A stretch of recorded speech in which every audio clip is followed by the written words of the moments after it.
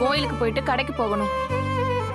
நம்ம யாரும் வசதியான ஆளை கல்யாணம் பண்ணி செட்டில் ஆகல. அன்னன்னைக்கு உழைச்சு அன்னன்னைக்கு தான் சாப்பிட முடியும். நம்ம யாரையும் பத்தி யோசிக்காம நம்ம சந்தோஷம் தான் முக்கியம்னு இருக்க முடியாதுங்க. நாம உழைச்சாதான் நமக்கு சோறு. வேலையை பார்க்கலாம், நீங்க கிளம்புங்க.